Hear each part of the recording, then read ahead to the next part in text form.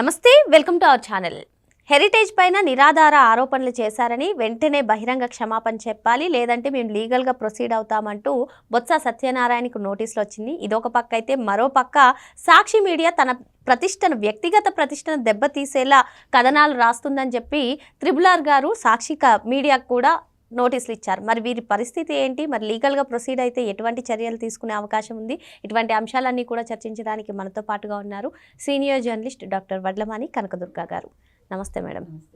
ఒక పక్క హెరిటేజ్ బొత్స సత్యనారాయణకి నోటీసులు, మరో పక్క సాక్షి మీడియా డైరెక్టర్కి, ఎండీకి, అందరికీ కూడా ఎడిటర్స్కి త్రిబుల్ గారు నోటీసులు. ఏంటి లీగల్గా ప్రొసీడ్ అయితే అటు వైసీపీ నేతల పరిస్థితి, వాళ్ళకు ఉన్నటువంటి ఛానల్ సాక్షి మీడియా పరిస్థితి ఏ విధంగా ఉంటుందంటారు? అంటే వాళ్ళు చెప్పాలి. అది ఇప్పుడు వాళ్ళకి మేము లీగల్గా ఎదుర్కొంటాము, క్షమాపణలు చెప్పము అంటే అది ఇంకో రకంగా ఉంటుంది. కాదు మేము తప్పు చేశాము అని క్షమాపణలు చెప్తే అది గౌరవప్రదంగా ఉంటుంది. మరి ఏ రకంగా చేస్తారో మనకు తెలియదు. ఇప్పుడు బొత్స ఇందాపూర్ గురించి, ఆ డైరీ గురించి మాట్లాడిన దాంట్లో వాస్తవాలు లేవు. మనం దాని మీద కూడా మాట్లాడాం మనం ఆల్రెడీ. ఇందాపూర్ డైరీ అనేది ఒక పబ్లిక్ లిమిటెడ్ కంపెనీ. అది 25 ఏళ్ళుగా వాళ్ళు ఆ డైరీని నడుపుతున్నారు. వాళ్ళు పాలు, పెరుగు, వెన్న, తర్వాత ఫ్లేవర్డ్ మిల్క్స్ ఇలా అన్నీ కూడా తయారు చేస్తారు. సో అటువంటి డైరీ గురించి అంటే హెరిటేజ్కి సంబంధం ఉంది, హెరిటేజ్ వాళ్ళతో లింక్ అయిందని మాట్లాడటం ఏ రకంగా? అది అసలు హెరిటేజ్కి సంబంధమే లేదు. ఇందాపూర్ డైరీ అనేది వాళ్ళందరికీ సప్లై చేస్తారు. లేదు హెరిటేజ్ ఒకవేళ వాళ్ళతో పెట్టుకుందనుకోండి కనెక్షన్స్, ఏ రకంగా పెట్టుకుంటుంది? వ్యాపారపరంగా ఏం చేస్తారు, కొన్ని ప్రాంతాలకు వాళ్ళు కొన్ని ప్రొడక్ట్స్ పంపించలేనప్పుడు అక్కడ కామన్గా అంటే లోకల్గా ఉండే వాటితోటి వాళ్ళు టైఅప్ పెట్టుకుంటారు. ఎక్కడైనా జరుగుతుంది వ్యాపారం అది.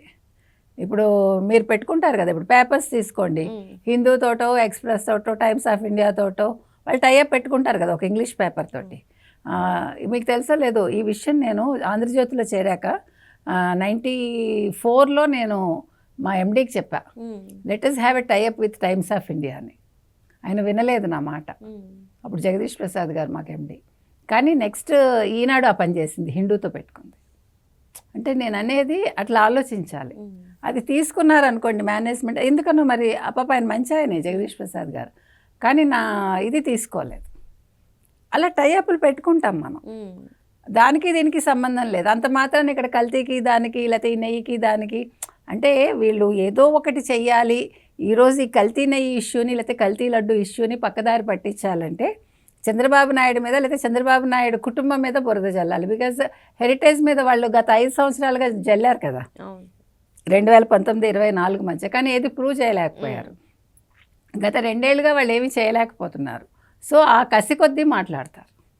కాబట్టి ఇక్కడ ఇవాళ బొత్స మాట్లాడిన మాటలకి బొత్స బేషరతుగా క్షమాపణ చెప్తే ఒక మర్యాద, లేదంటే మాత్రం హెరిటేజ్ వాళ్ళు లీగల్ నోటీస్ ఇస్తారు. తర్వాత దాన్ని ఏమంటారు, వాళ్ళ మీద పరువు నష్టం దావా వేస్తారు.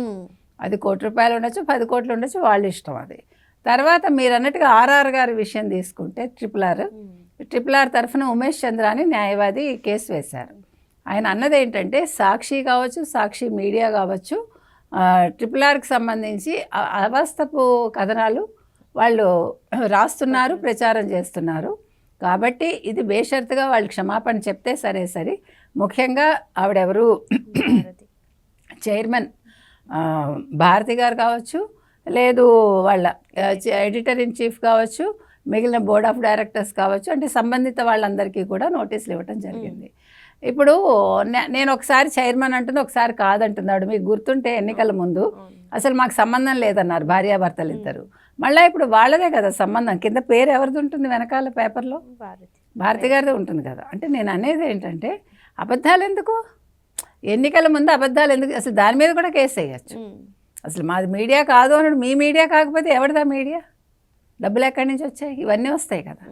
సరే, ఏది ఏమైనా ఇవాళ ట్రిపుల్ ఆర్ విషయంలో వీళ్ళు ఏవైతే అవాస్తవాలు రాస్తున్నారో వాటి మీద ఆయన క్షమాపణ చెప్పండి, లేకపోతే నాకు ₹1 కోటి పరిహారం ఇవ్వండి అని అడిగారు. అంటే ఇవాళ వైసీపీ వాళ్ళు ఇంకా ఇక్కడితో ఆగదు. ఇంకా వాళ్ళు మాట్లాడిన మాటలకి, వాళ్ళు ప్రచారం చేసిన అబద్ధాలకి, అవాస్తవాలకి ఇంకా చాలా వాళ్ళు చెల్లించుకోవాలి మూల్యాలు. ఇక్కడితో ఆగదు అది. ఎందుకంటే ఇప్పుడు మీరు క్యారెక్టర్ అసాసినేషన్ ఒకటి చేస్తారు వాళ్ళు. సొంత చెల్లినే చేయించాడు కదా, మీకు తెలుసు. అంతకంటే ఘోరం ఎక్కడైనా ఉంటుందా? మీ సొంత ఆడబిడ్డని, మీ ఇంటి మనిషిని మీరు చేశాక మీరు బయట వాళ్ళ గురించి చేయడంలో వింతే ఉంది అసలు. ఇవాళ అంబటి రాంబాబు అనేవాడు చంద్రబాబు నాయుడు గారిని వాళ్ళ తల్లిగారిని తిట్టాక, ఇవాళ నేను నడుచుకుని వస్తాను, నన్ను విడుదల చేశాక, నాకు బెయిల్ వచ్చాక నేను ఏదో మహామహుడిని అన్నట్టు బిహేవ్ చేశాడు. పోలీసులతో వాగ్వాదానికి దిగాడు. అప్పుడు ఏం చేయాలి? సామాన్ దానం కాదు, భేద దండోపాయాలు ఉపయోగించి 4 పీకి జైల్లో పడేస్తే దెబ్బకి దిగొస్తారు అందరు. తప్పు లేదు, నువ్వు రాజకీయ నాయకుడు అయితే ఏంటి, నువ్వు మాజీ ఎమ్మెల్యే అయితే ఏంటి, నోటిదోల ఉన్నప్పుడు లేదు, ఇంకా నీకు పొగరు తగ్గనప్పుడు మీకు దింపాలి ఎవడవైనా సరే. ఎందుకంటే ఇది పద్ధతి కాదు కదా. అక్కడ పబ్లిక్ని నేను ఇబ్బంది పెడతాను, నువ్వు గుంటూరు వచ్చేస్తే అక్కడ గొడవలు చేసేస్తే ప్రజలు ఊరుకుంటారా? అయినా వాళ్ళు పాపం పనులు చేసుకోవాల్సిన వాళ్ళు నీలా పని పాట లేకుండా ఉన్నారా? మీకంటే అప్పనంగా డబ్బులు ఇస్తున్నాడు జగన్మోహన్ రెడ్డి. నేను చాలా ఉన్నవాడిని అన్నాడు కదా, నేను చాలా డబ్బులు ఉన్నవాడిని, నాకు భోజనం సరిగా లేదు. భోజనం కోసం వెళ్ళావా నువ్వు జైలుకి? అంటే ఇంట్లో భోజనం చేయట్లేదా, డబ్బులు దాచుకుంటున్నావా? అందుకని వైసీపీ రాజకీయ నాయకులు ఎవరైతే ఉన్నారో వీళ్ళందరికీ కూడా బుద్ధి రావాలండి. వీళ్ళు చేస్తున్న అబద్ధ ప్రచారాలు కావచ్చు, వీళ్ళు చేస్తున్న ఆగడాలు కావచ్చు, వీటికి ఒక తెర దించాలి.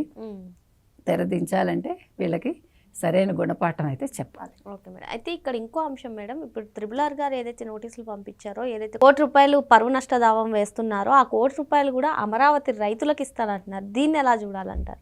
అది చాలా చక్కటి ఆలోచన అండి.